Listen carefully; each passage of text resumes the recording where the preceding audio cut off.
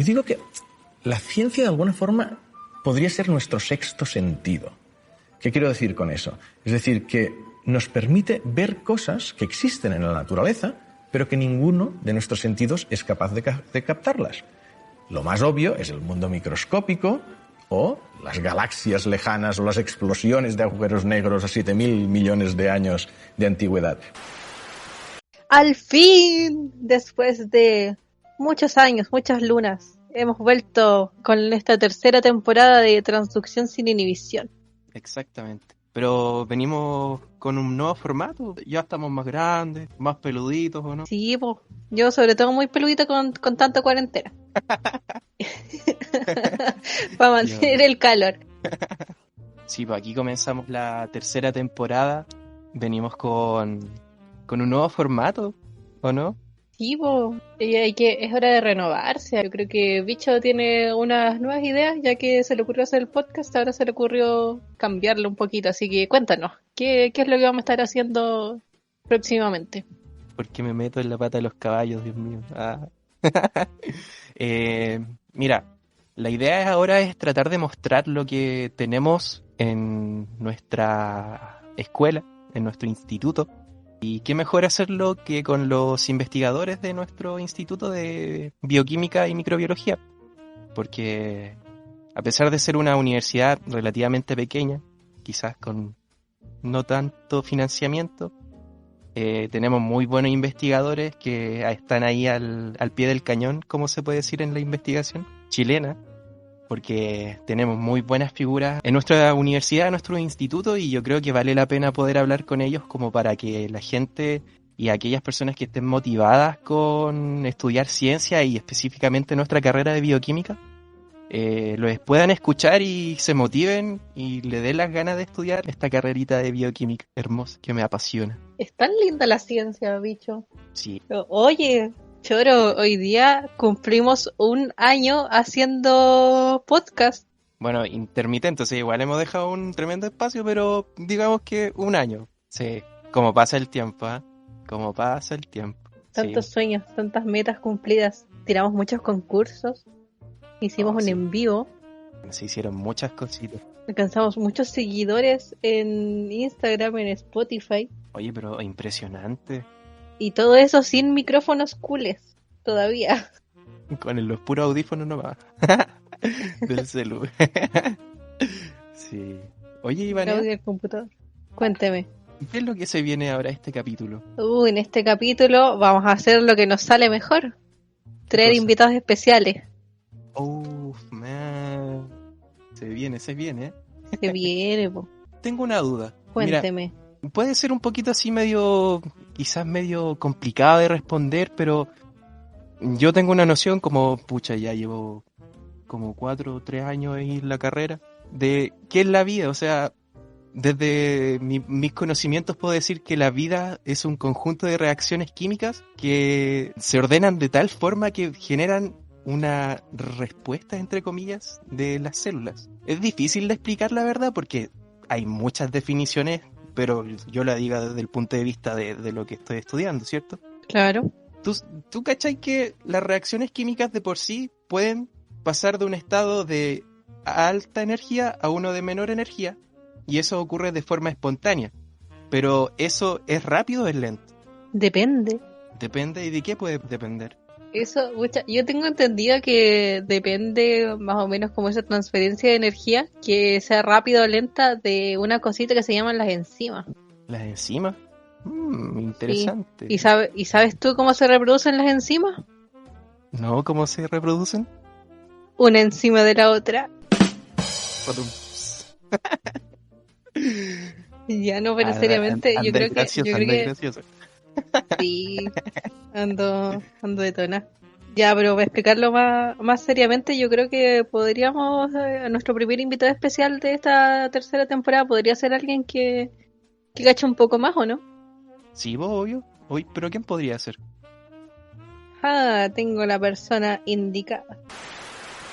Las enzimas, la verdad, como para poder imaginárselas un poco, son verdaderas maquinitas moleculares que permiten catalizar reacciones químicas, reacciones que en la naturaleza podían tardar mucho tiempo estas maquinitas que principalmente son proteínas o formadas por aminoácidos que en su conjunto forman una proteína, hacen estas maquinitas que permite catalizar una reacción química, lo que significa que tome mucho menos tiempo de lo que podría llegar a tomar si es que no existieran estas enzimas. Él es Joel Asenjo Góngora, doctor en Ciencias, mención Biología Celular y Molecular. Director del Laboratorio de Enzimología, Molecular y Biotecnología. Coordinador de la difusión de carreras de la Facultad de Ciencias de la Universidad Austral de Chile. Y ex consejero de la Escuela de Bioquímica.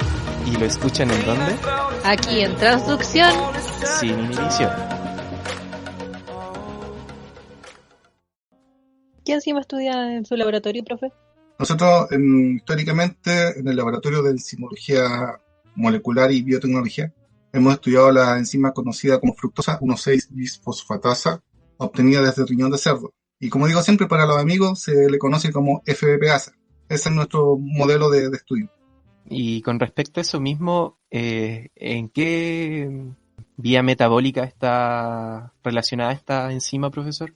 Esta enzima participa en la gluconeogénesis, que es la vía, digamos, contraria a la glicólisis, que por lo tanto estaría encargada de la formación de glucosa a partir de sustratos no glucídicos, que en definitiva permite mantener principalmente la homeostasis de azúcar en el cerebro, ya que este órgano es el que más demanda este combustible, ¿no es cierto?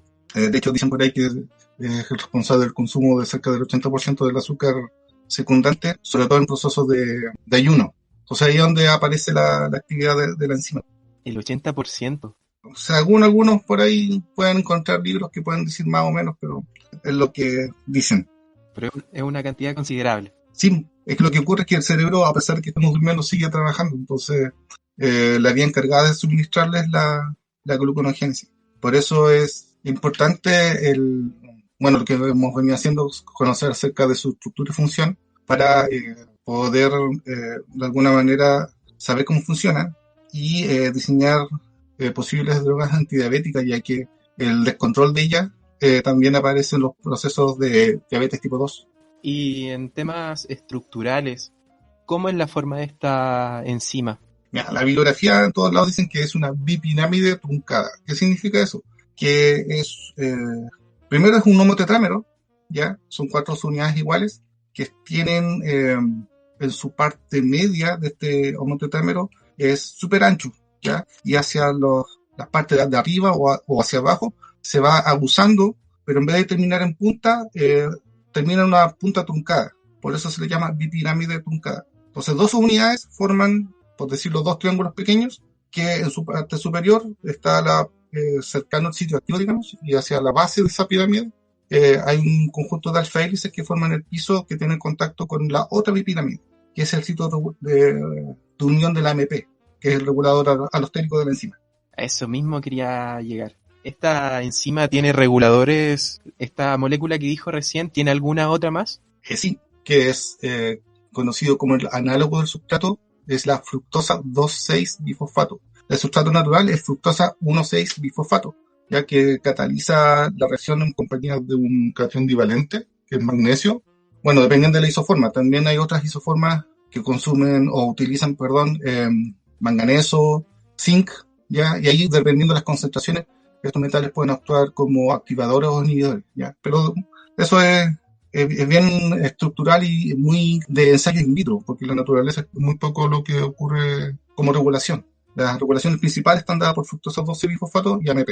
Y por ahí también la presencia de algunos potasio, por ejemplo, también funciona como un modulador de la actividad, porque a bajas concentraciones actúa como un inhibidor y a altas concentraciones actúa como un desinhibidor de lo que ocurre con el sustrato. Porque esta enzima, la verdad, no es micaeliana, no tiene ese mismo comportamiento de una curva, ¿no es cierto?, de saturación por sustrato, que es una hipérbole recta, que es lo que siempre encontramos en los libros de bioquímica. Claro. La curva que uno observa cuando hace la curva de saturación por sustrato, a bajas concentraciones, hasta 50 micromolar, de 0 a 50, sube rápidamente, en los 50 hay como una meseta, y después cerca de los 100 baja hasta los 200 micromolar, y después alcanza como un nuevo punto de inflexión y se mantiene paralelo al 50% de actividad más o menos de la actividad total. Entonces se define como una curva de inhibición parcial por exceso de sustrato. No sé si se la pudieron imaginar, Más o pero menos. Más o menos. es media complicada nuestro modelo. Pero entretenido. Usted dijo una palabrita, es un concepto bien especial, que es isoformas. ¿A qué se refiere con isoformas? Son enzimas o proteínas, ¿no es cierto?, que tienen la misma actividad, pero generadas de genes distintos. Esos genes distintos generan... La misma enzima, o la misma función, en realidad la misma función enzimática, porque en este caso tenemos isoformas musculares, la hepática, para el caso de la FBasa, ¿ya? Ujú. Nosotros tuvimos un tiempo tratando de buscar la cerebral. De hecho, hubieron algunas señales en términos de biología molecular, de los mensajeros, pero habían diferencias que eran muy, en términos de secuencia, no concluyentes. Entonces, ahí quedamos un poco en ese análisis, que fue una tesis de doctorado y pregrado que estuvieron involucrados, uno tratando de identificar. Bueno, se identificó la FPasa en estructuras celulares del cerebro, y por otro lado, estuvimos tratando de purificarla. Ahí incluso lo que encontramos fue que la actividad era más con manganeso que con magnesio. Ahí podíamos determinar la actividad. Oiga, profe, hablando de esos descubrimientos de que, por ejemplo, funciona como mejor o peor con magnesio, manganeso, ¿cómo estudian las enzimas en su laboratorio? ¿Cómo llegan a esas conclusiones que menciona? Mira, bueno, de varias maneras. En términos de actividad de la enzima, yo ya les contaba que la actividad corresponde a la hidrólisis de fructosa 1,6-bifosfato, que en presencia de magnesio, la de riñón de cerdo o la hepática, mejor dicho, cataliza y forma fructosa 6-fosfato y fosfato inorgánico. Ambas moléculas, ¿no es cierto?, a simple vista, con algún método de fácil medición como la espectrofotometría, no se puede determinar. Por lo tanto, las personas que empezaron a trabajar el siglo pasado, digamos, para poder medir la actividad de esta enzima, crearon dos métodos, digamos. Uno era midiendo la cantidad de fosfato inorgánico producido, un método conocido como Fiske-Subaru, que utiliza ácido fuerte. Nosotros lo hacíamos, ácido nítrico, por ejemplo, molibdato, unas sales de molibdato, y con eso formaban un complejo coloreado del fosfato. Pero lamentablemente ese método era un poco sensible, ya que se necesitaba mucha concentración de sustrato para poderlo medir. Por lo tanto, después, con el descubrimiento de las enzimas que participan en ruta metabólica, encontraron luego enzimas que utilizan el NAD, ya sean en su forma de fosfato o sin fosfato. Entonces, la capacidad de reducir el NAD con actividades deshidrogenasas, podíamos, ¿no es cierto?, evaluar la aparición o desaparición del NAD reducido, que se le da a 140 nanómetros. Entonces, ahí se instauró este método que se llama de enzimas acopladas. Entonces, para la FPasa usamos primero la isomerización de fructosa 6-fosfato, que pasa a glucosa 6-fosfato. Esa es la fosfofructoisomerasa, y después usamos la glucosa 6-fosfato deshidrogenasa, que transforma la glucosa 6-fosfato en un gluconato, y que en compañía del NAD se reduce, y entonces podemos ver la producción de la reacción de la FPasa con la velocidad de aparición del NAD, que es estequiométricamente 1 a 1. Entonces, de esa manera, al menos nosotros vemos la actividad. Luego, probamos la actividad en distintas concentraciones de sustrato, que es una curva de saturación por sustrato, y después, por ejemplo, con la concentración que se utiliza o alcanza la velocidad máxima, nos quedamos con esa concentración de sustrato y empezamos a aplicar concentraciones variables de AMP, concentraciones variables de magnesio, por ejemplo, para ver la activación, AMP para inhibirla, fructosa 2-semifosfato para inhibirla, y si en bibliografía de repente aparece algún nuevo candidato, hacemos algo parecido. Eso en términos de catálisis. Luego, para ver la unión, ¿ya? De hecho, eso lo hice en tesis de pregrado.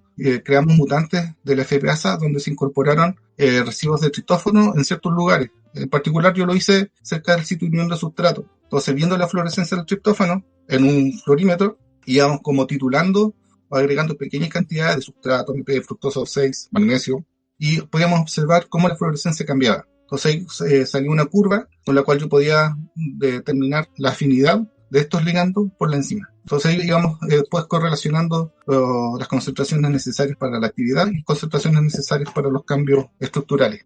¿Cuál es el método más común que se utiliza para poder obtener esta FBPasa? ¿Tú dices de la enzima? Claro, la enzima. ¿Cómo es que la obtienen y de dónde la obtienen comúnmente? Mira, como laboratorio siempre hemos tenido la instrumentación, las estrategias para obtener la enzima desde tejido, es decir, desde riñón de cerdo, ¿ya? O bien a partir de cultivos de bacterias, obteniendo la enzima de manera recombinante. Obviamente por asuntos de de la obtención del órgano, ya que es un tanto difícil conseguir un matadero, ¿no es cierto?, un lugar de que haga los sacrificios de los cerdos y que tengan el cuidado suficiente con el órgano, porque el riñón es súper delicado en términos de, si no tiene un buen tratamiento de temperatura, las proteasas existentes en el riñón degradan todo, y entre ellos obviamente la enzima. Por lo tanto, al ser un tanto escaso esa forma de obtener la enzima wild type, la enzima nativa, nosotros tenemos en nuestro laboratorio la capacidad de producir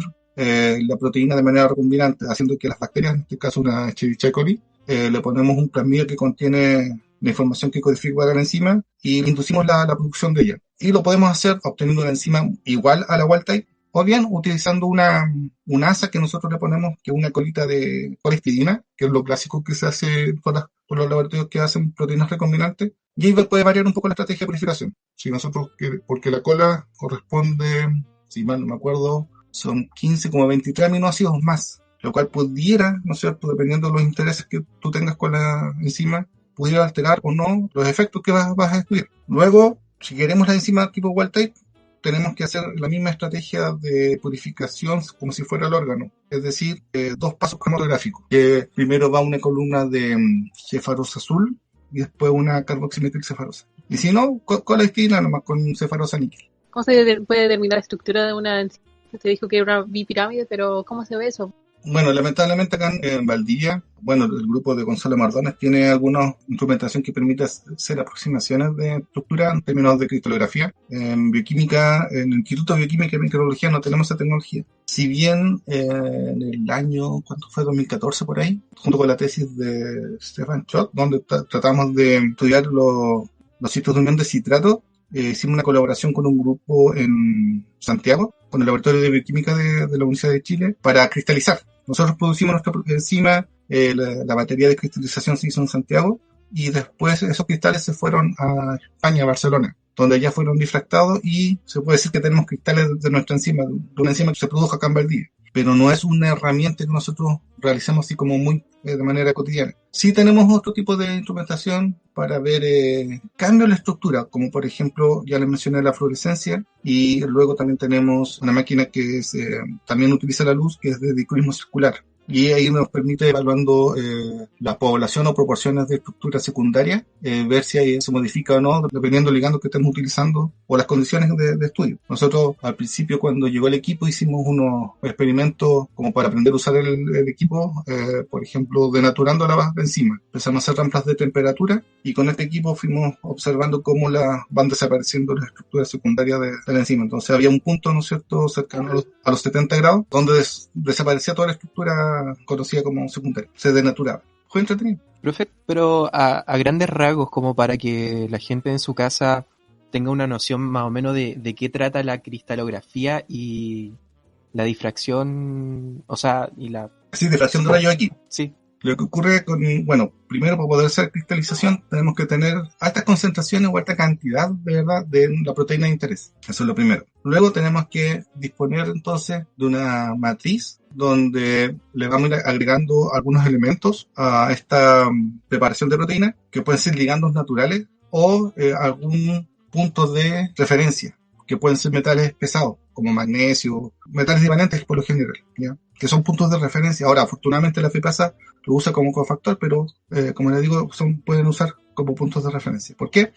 Porque después, cuando se realiza el cristal, que en palabras simples, la deshidratación controlada de esta preparación de proteína, entonces las moléculas de agua se empiezan a evaporar, se empiezan a ordenar por alrededor de la superficie de la proteína, entonces quedan como un cristal, como si fuera un cristal de sal, un cristal de azúcar. Se ven más o menos a simple vista, ¿no es cierto?, se ven de esa manera. Luego, todavía en Chile no existe la instrumentación para hacerlo, a pesar de que en Antofagasta creo que hay un pequeño difractor que están empezando, creo, por lo que tengo entendido, a usarlo para hacer ensayos en proteínas.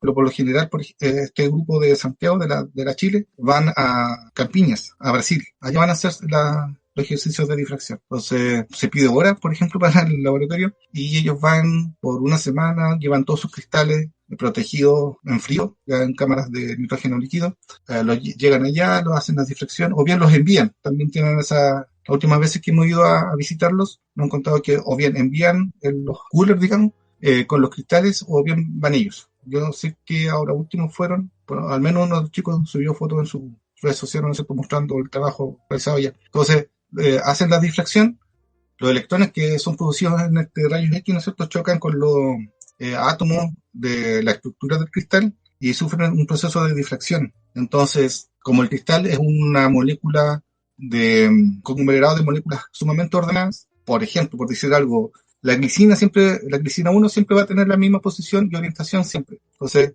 el electrón que choca con uno de sus carbonos, el carbono quiral, por ejemplo, no, la glicina no tiene quiral, me equivoqué. La valina, ya, cambiemos la valina, para que sea quiral. Choca con el carbono y va a tener un cierto grado de difracción, y resulta que todas las valinas pertenecientes a todos los números de proteínas que están presentes tienen el mismo patrón de comportamiento de difracción. Entonces ese patrón se va repitiendo con ese carbón y con todos los otros elementos que se encuentran en la proteína. Entonces hay un patrón de difracción. Y ahí, usando programas computacionales, se calcula la posibilidad de encontrar un átomo en la nube. Y se empieza a postular, ¿ya? Esta nube es muy parecida a la valina, como les decía, y se trata de este mismo computador, el programa aproxima la valina a esa nube electrónica, y después incluso está la posibilidad de uno observar la nube y el esqueleto carbonado y ajustarlo. Puede ajustar los ángulos, puede ajustar varios parámetros. Entonces, al final, ese proceso se llama refinamiento y, obviamente, al final se postula la estructura cristalina de la proteína de interés. Profe, ¿y la confiabilidad de ese procedimiento, así como en términos porcentuales, de cuánto sería? ¿Qué tan certero es ese método para decir, ya, esta proteína o enzima tiene claramente esta estructura? Buena pregunta.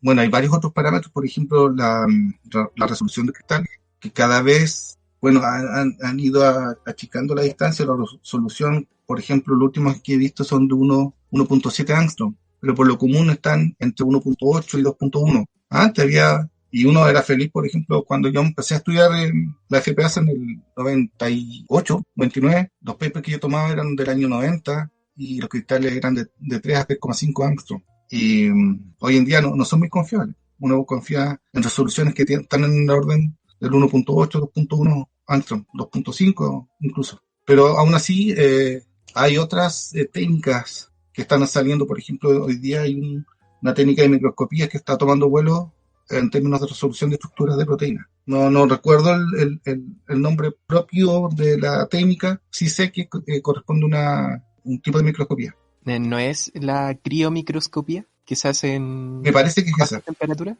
Sí, de hecho en Santiago estaban postulando a un equipo de ellos. Sí, es bien interesante esa técnica.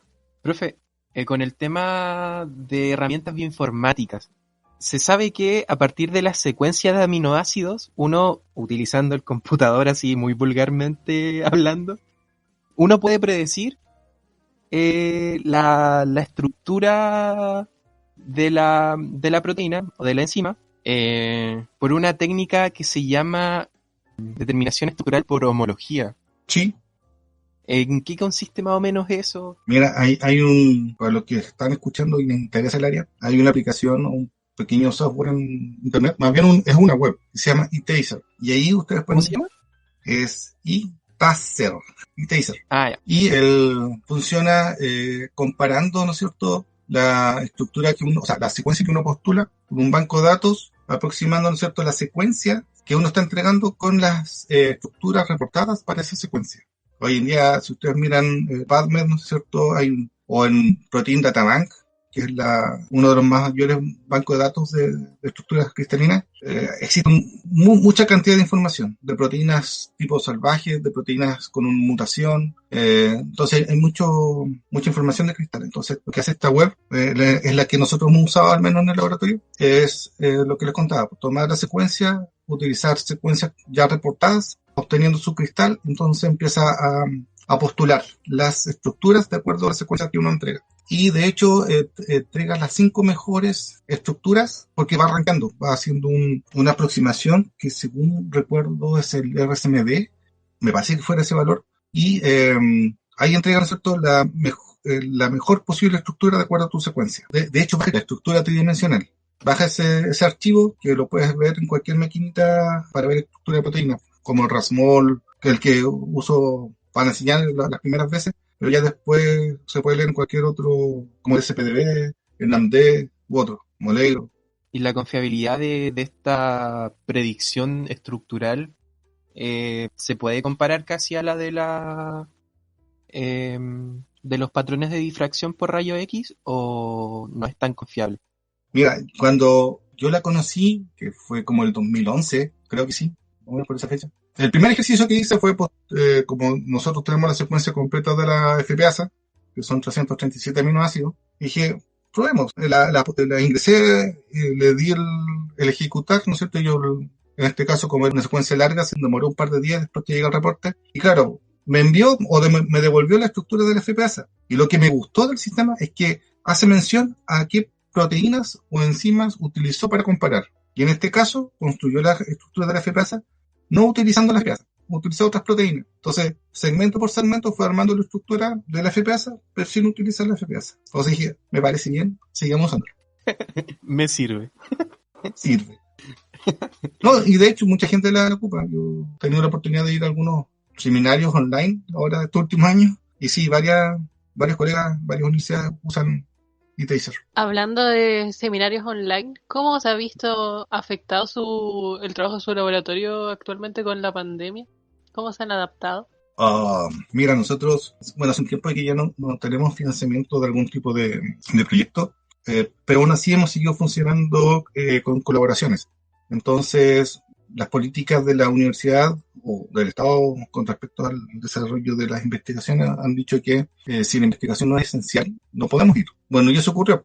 Como nosotros hacemos ciencia básica principalmente, tampoco las colaboraciones tenían mucho que ver ni con el COVID ni nada esencial. Lamentablemente no pudimos ir al laboratorio. Luego de que, creo que por septiembre, como que recuperamos un poquito o volvimos a fase 3 del paso a paso. Ahí logré obtener permisos para ir de nuevo al laboratorio y retomar algunas de las colaboraciones. Pero luego la gente se siguió portando mal, seguía saliendo. Volvimos a fase 1 y lamentablemente ahí ya se pusieron más estrictos.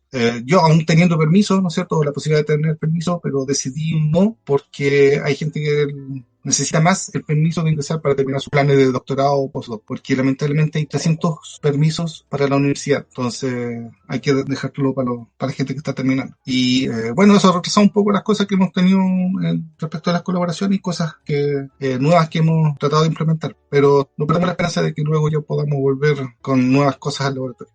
Y en tiempos anteriores, cuando todo era bonito y podíamos ir a los laboratorios libremente, ¿qué ha sido como lo más importante que han descubierto? Así como impactante. O lo más grande, más importante. La verdad, a mí de repente uno se sorprende con las cosas, novedades que uno va encontrando. Bueno, yo siempre en términos de mi interés de estudio, análisis en ciencia, ha sido lo que es estructura y función. Y bueno, después de mi tesis doctoral, que ahí salieron unas publicaciones, bueno, ahí el pecho lleno, ¿no es cierto?, orgulloso y todo. Pero después el laboratorio de enzimología molecular al que pertenezco, he pertenecido siempre desde el pregrado, han habido cosas bien entretenidas que me han llamado la atención y me han sorprendido. Por ejemplo, que la FPASA puede cumplir y cumple un rol protector en procesos de apoptosis, ya sea en células germinales como en células del cerebro, en las astrocitos, neuronas. Cuando los chicos que estaban haciendo ahí sus tesis hacían los estímulos de apoptosis, venía la FPASA, se hinchaba, pues se ponía grande y impedía que la célula muriera. Claro, yo acostumbraba a medir la actividad nomás, ponerle algunos ligandos desafiadores de su actividad, hacía unos gráficos y ya, sí, funciona el inhibidor. Pero este tipo de otros trabajos que hace la enzima me sorprenden. ¿Cómo usted dijo que se inducía la apoptosis en células? ¿Cuál es el método que se utiliza para poder hacer esta inducción de apoptosis? Lo común es usar concentraciones de peróxido de hidrógeno, agua oxigenada. Agua oxigenada. Sí, que se pueden desencadenar varias vías de apoptosis. No recuerdo en este momento cuáles son o qué proteínas están involucradas, pero sí la FPASA logra detener la progresión de este efecto. Wow. Profe, bueno, ya más tirando así como a un tema ya quizás más histórico del laboratorio y quizás de su vida personal, ¿cómo es que nació el laboratorio de enzimología en la universidad? Mira, antes el Instituto de Bioquímica y Microbiología, como lo conocemos anteriormente, se llamaba Instituto de Bioquímica, que estaba, bueno, en el edificio Pujín, En mis tiempos era conocido como el edificio de los pescaditos, porque ahí estaba el acuario, y el instituto estaba en tercer nivel, que igual tenía 4 niveles del edificio, y también en ese tiempo era conocido como el Olimpo, no sé por qué. Conversando con los profesores y averiguando un poquito más, antes era conocido como el Instituto de Biofísica, y las dependencias estaban lo que hoy día es, creo, el edificio de Ciencias de la Salud, específicamente donde están las dependencias de enfermería, cerca del Cine Club, ¿ya? Y estamos hablando de los años 70. Y según lo que encontré, o de los registros que yo tengo yo en base a los papers, la primera persona que estuvo trabajando con la enzima, con la FPasa propiamente tal, fue un señor llamado Frank Marcus, que, bueno, se podría decir que fue el, digamos, primer enzimólogo acá del Austral. De hecho, los papers dicen que su filiación es Universidad Austral de Chile. Y ahí, ¿no es cierto?, empiezan a aparecer nombres, yo creo que por ustedes conocidos como Juan Carlos Leve, que fue mi tutor en la tesis doctoral, Elizabeth Huber, que fue una profesora que yo tuve la fortuna de conocer cuando entré al laboratorio, pero ella ya estaba en Talca. Ahí más o menos son las primeras personas del laboratorio. Y luego otra profesora que ya se jubiló hace un par de años, que fue Heide Ludwig. Son como se puede decir, los primeros personas del laboratorio de enzimología. Y bueno, como les contaba, yo entré como en el 98 al laboratorio. En mis tiempos no estaba esa asignatura, hoy día conocida por ustedes como taller de investigación. En mis tiempos era simplemente ir a estirar las manos. Tratar de convencer a un profesor de que yo quiero aprender, yo quiero venir a aprender. Y claro, ahí dependiendo de la cercanía, la confianza, te dejaban pasar, pero no, muchas gracias. ¿Y quién confía en usted tanto?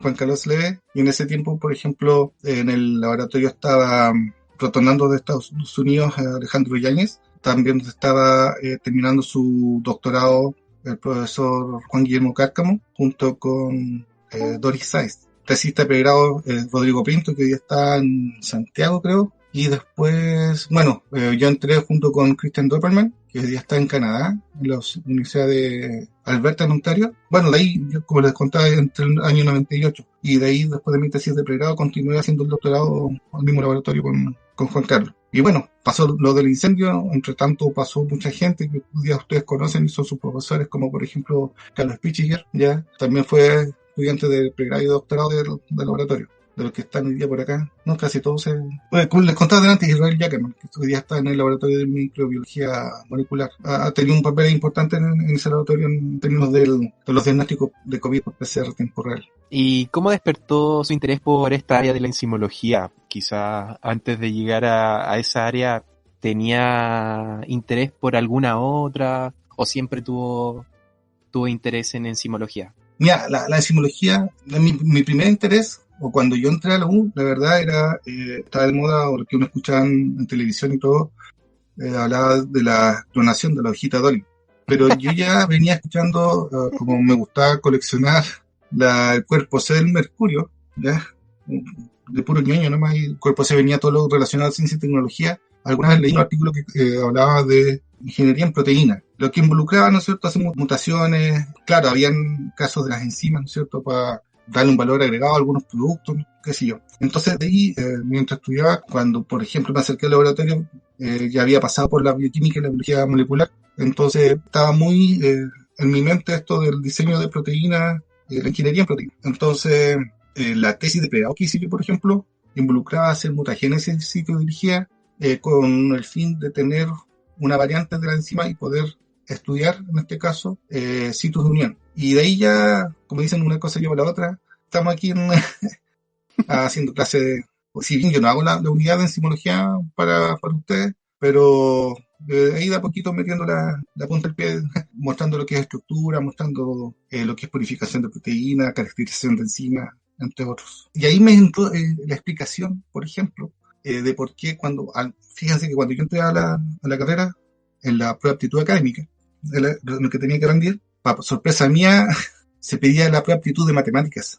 Perdón, la específica de matemáticas. Ahí iba a entrar la bioquímica, ¿por qué estás pidiendo la específica de matemáticas? Bueno, agarré un par de facsímiles. Yo, la verdad, en el Liceo de Hombres, donde estudié, Armando Robles hoy día, estaba en el plan biológico, porque quería estudiar bioquímica. Entonces, matemáticas nada que ver. Entonces, ya, con unos amigos, me conseguí unos facsímiles, compré un par de facsímiles, hice un par de ejercicios. No me fue mal para haber estudiado solo. Entré a la carrera y claro, la mitad de las químicas eran cálculos, la mitad teníamos tres cálculos aparte, las físicas, y cuando llegué al laboratorio en simología, álgebra, mucha álgebra. Cuando hice el doctorado, tomé el curso de enzimología, álgebra y cálculo. Ahí está.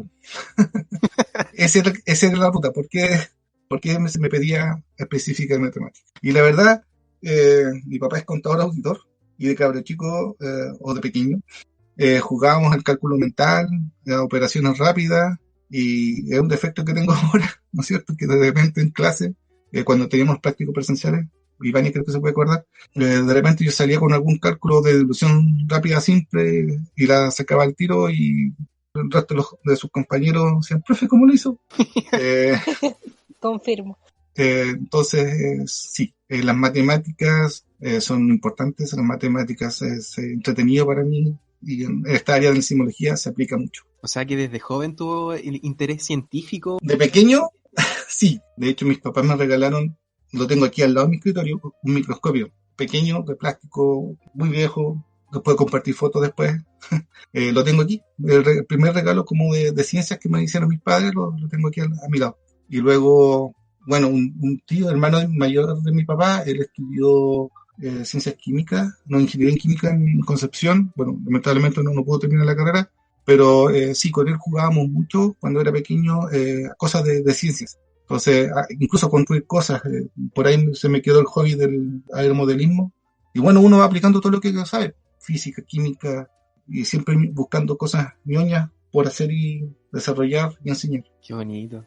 Saliendo un poco de la ciencia, hablemos un poquito de aeromodelismo, porque la gente en la casa no sabe, pero yo conocí al profe antes de entrar a la U, porque fui a un campamento muy ñoño que se llama el Chile Va. Grande Chile. No apareció hablando de encima, apareció hablando de aeromodelismo. Entonces, cuéntanos, ¿qué es esto y por qué es tan bacán? Mira, este tío que le contaba, se llamaba Francisco, tenía un libro que era un manual de aeromodelismo, y creo que de los años 50, 60 por ahí. Entonces un día me lo pasó y yo empecé a leer. Eran maquetas simples, que hoy día, claro, ustedes van a la librería y tienen palitos de 2x2, 1x1, de 50 centímetros de largo, lo buscan a placer. En los años 80, cuando yo tenía el libro en mis manos, en las librerías apenas tenían cuadernos, lápices y resmas de papel roneo. No había mucho más. Entonces, yo me tuve que hacer los palitos, yo me tallé las primeras hélices. Entonces, cuando logré, por ejemplo, construir un modelo de muleta, que se llama, si bien tallé la hélice, las alas las hice con las cajas de huevos esas antiguas, que eran un programa bien infinito. Fui a un sitio cercano de mi casa, había viento, lo tiré y voló, moviendo la hélice, moviendo todo. Fue un éxtasis de satisfacción y sorpresa, porque mi avión voló, se lo llevó el viento, lo tiró no sé cuántos metros. Fue muy especial. Entonces de ahí seguí trabajando, haciendo más maquetas, haciendo aviones. Luego, por los años 90, se instaló en Valdivia una tienda de hobby, donde había, obviamente, este hobby un poquito caro, para los que les gusta comprar el modelo, pero como a mí ya tenía en la mano la construcción, junto a otro amigo que teníamos los mismos intereses, empezamos a compartir información y hacer más aviones. Él luego derivó en aviones ya radiocontrolados. De hecho, Iván igual lo conoció, el que llevó el dron, no sé si te acuerdas. Sí. Con Jorge te seguimos manteniendo comunicación. Entrenamos karate juntos. Y después con los aviones, yo siempre seguía haciendo aviones de palito, digamos. Después empecé a comprar madera de balsa, que fácilmente hoy día se puede conseguir en las librerías. Y sigo construyendo. Hoy día me fascinan los modelos chiquititos conocidos como P45. Pero para el caso de cuando nos conocimos con Ivania, a mí me invitaron a participar en ese campamento porque había que trabajar en términos de empoderamiento, ¿no es cierto?, y ciencias. Y Ana María von Crisma, que pertenecía al equipo, que es también profesora del Instituto de Bioquímica y Microbiología, como me conocía y sabía de mis juguetes, de mis maquetas, dijo, joder, nos puede servir. Me presentó el equipo y yo llevé este ornitóptero, que es una especie de pajarito, ¿no es cierto?, que mueve las alas, impulsado por un motor de goma. Y con eso lo llevé, les gustó, entonces me dejaron en el equipo del Chile Va, y entre las distintas cosas que hicimos fue ese aparatito volador que conoció Iván. Y entre medio igual sigo haciendo otros modelos, otros avioncitos acá en mi casa. Tengo muy pequeño taller. Sus buenos hobbies. Profe, usted igual tiene otro hobby que es la tabla con ruedas. ¿Qué le dice? Ah, el skate. Bueno, sí.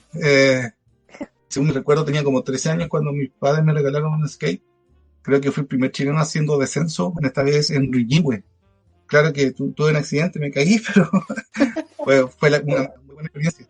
Y claro, ahora uno tiene su sueldo, ¿no es cierto? Se hace su regalito. Me compré las ruedas que me faltaban porque tenía el tren. Y con unos desechos de material que tenía en mi casa, me hice la tabla. Y ahí salgo a andar de repente por aquí, cerca de mi casa, ¿no? Haciendo sus propias tablas el profe. ¿Sí? Considerando que sus papás, que bueno que lo hayan apoyado y le regalaron el microscopio y todo, después ha tenido como la motivación, la inspiración de ayudar a llevar nuevas generaciones a la ciencia, porque igual, bueno, el profe en Instagram se lo ve bastante que va como a los colegios a mostrar las enzimas y se va a ir armando de varias cositas, entonces no sé si nos puede contar un poco más de eso. Bueno, esa ventana que dices tú de salir a los colegios se abrió luego que otra vez Ana María von Chrisman me invitó a participar en la Escuela de Talentos, en el Alto Huachi. Ahí fui enviado a Castro hablando de las enzimas y de la estructura de la proteína. Fueron 2 cursos que hice. Luego me quedó el bichito de seguir trabajando en ello y aprendiendo igual de los niños, porque ahí descubrí, por ejemplo, que no es entretenido para los niños llevarle una presentación y pararme a hablar cosas que ellos poco entendían, ¿no es cierto?, de algo medianamente abstracto, sino que tenía que llevar algo que ellos pudieran tocar, mover y ojalá ver colores. Y si una reacción química o reacción catalizada por una enzima hay un cambio de color, mejor aún. Entonces, y eso lo fui aprendiendo durante ese semestre, porque claro, había días que los chicos estaban ahí mirándome aburrido y otros días cuando llevaba algo más movido, más didáctico, era más entretenido. Entonces, fui haciéndome de una batería de actividades que al final fui también por gestión de Explora, porque como con el arte guacha y me conocieron igual, empecé a llevar estas actividades a los colegios. Entonces, lo que más hemos hecho, por ejemplo, es visitar liceos. Y lo último que creo que hicimos como grupo de laboratorio fui a una escuela básica en Malalhue. Y por ahí también me tocó la oportunidad de hacer una actividad de un proyecto que es de nivel nacional, conocido como Laboratorios Portátiles. Y ahí tuve que enseñarles de estructura de proteínas y proteínas y enzimas a profesores de media de la región de Los Ríos y después llevar la actividad a sus cursos. Entonces visitamos 4 establecimientos, 2 acá en Valdivia, que fue el Instituto Italia, después el Liceo Bicentenario, y para afuera fuimos a Gifén, al liceo de Gifén y a un liceo en Río Bueno. Entonces, siempre hemos tenido contacto con los profesores, mantenemos contacto con ellos, incluso hace poco hablé con una profesora que fue profesora jefe de Gonzalo Mayorga, en un doctorado que hace poco recibió una distinción, contándole del premio de Gonzalo. Entonces estaba muy feliz ella y recordaba también las actividades que hicimos como aquella vez en los laboratorios portátiles. ¿Y qué actividades les lleva? Bueno, dependiendo de la edad, por ejemplo, hacemos ese experimento de la separación de los colores de las hojas verdes, que es una cromatografía en capa fina. Entonces ellos hacen el extracto de la hoja verde, que realmente puede ser acelga o espinaca, e incluso a veces llevan flores, pétalos de flores, entonces ahí salen otros pigmentos. Igual el hecho de ver que es color verde original, la verdad es una sumatoria de naranjo, verde y amarillo, ahí se sorprenden. Lo otro que hemos hecho es mostrarles estructura de proteínas en el Rasmol. Es un programa que es open source, ¿no es cierto? Es libre. Y a su vez les llevo otro invento que hice yo, que es para enseñar estructura de proteínas en base de material reciclable, que espero próximamente enseñarlo a ustedes en un taller de bioquímica. Oh, una sorpresa. Sí, por ahí alguna vez un alumno me dijo que era un poco disperso y sí, a veces me siento disperso porque ando pensando en muchas cosas a la vez.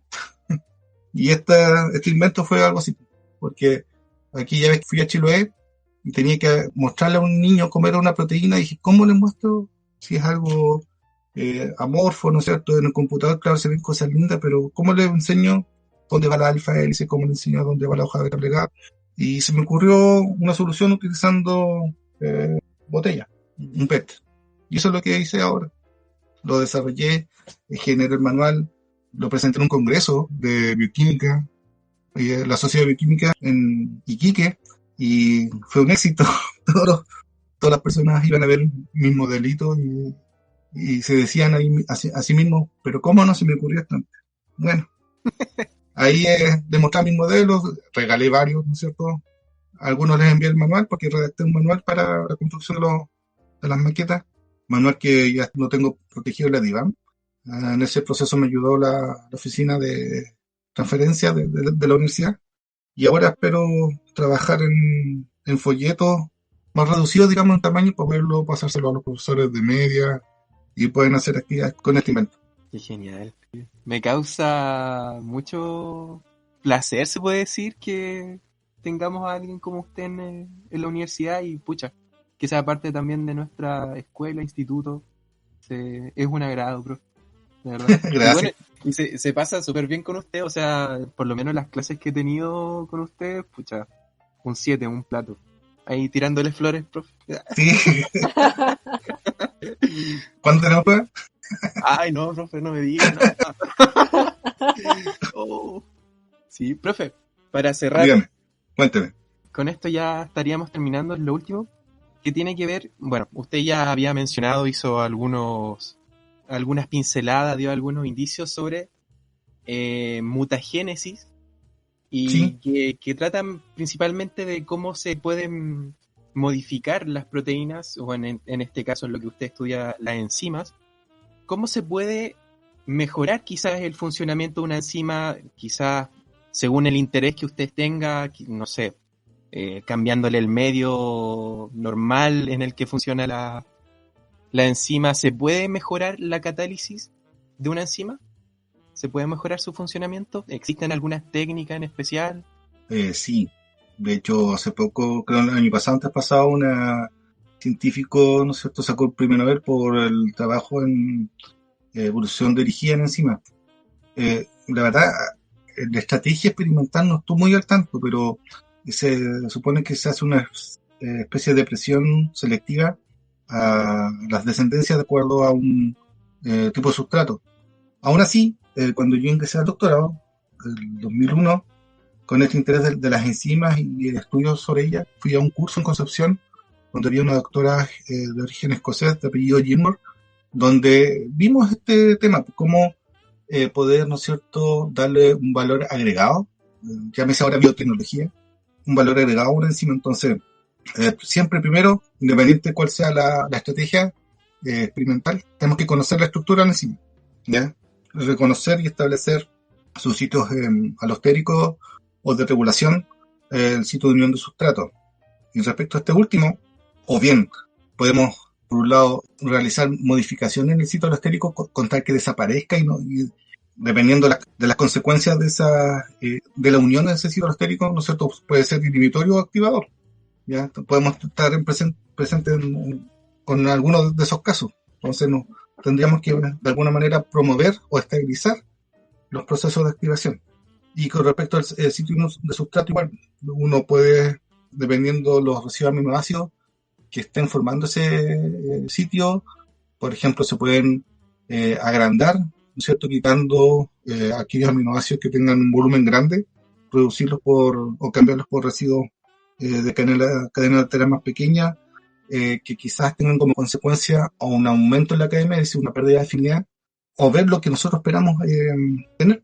Porque, por ejemplo, podemos hacer que una enzima sea más, dijeron el otro día en un seminario que fui, la palabra es bien fea, se prostituya más, ya sea más, menos permeable, más, tú puedas tomar cualquier sustrato, ya puedas actuar sobre unas familias de sustratos o estructuras similares y por lo tanto sea poco selectiva. Puede ser un punto, o el interés que tú tengas en ese momento con respecto a esa enzima. O bien hacerlo más estricto, quizás ajustando los tamaños de las cadenas laterales o haciendo la mutación citodirigida para provocar esos cambios, se pueda hacer más estricto. Pero de todas maneras, y siempre se debe, ¿no es cierto?, comparar, por un lado, la estructura cristalina, que no haya sufrido modificaciones importantes, que puede ser mediante cristalografía o puede ser mediante dicorismo de difracción, Y obviamente teniendo los parámetros cinéticos modificados de la manera que uno esperaba. Con respecto a la mutagénesis, Sí, mutagénesis citodirigida. eso mismo, ¿en qué consiste esa técnica principalmente? A grandes rasgos es muy parecido a un PCR. ¿Ya? Un PCR es un proceso de amplificación de un segmento que tiene como catalizador una enzima que se llama polimerasa, una DNA polimerasa, y tiene como sustrato el templado y como molde en realidad el templado y unas moléculas pequeñas de DNA que son los partidores. Estos son importantes en la reacción mutagénesis porque ellos llevan la modificación, ¿ya? Uh-huh. De acuerdo a los codones que después se traducen en la proteína, ¿no es cierto? Respetando el marco de lectura, uno realiza la sustitución, cambio o eliminación del codón, dependiendo de lo que tú quieras hacer, ¿ya? Y esa información va en los dos partidores, en el sentido y en el antisentido. Luego se realiza la reacción, que por protocolo, porque generalmente a diferencia de un PCR normal, es un menor número de ciclos, ¿ya?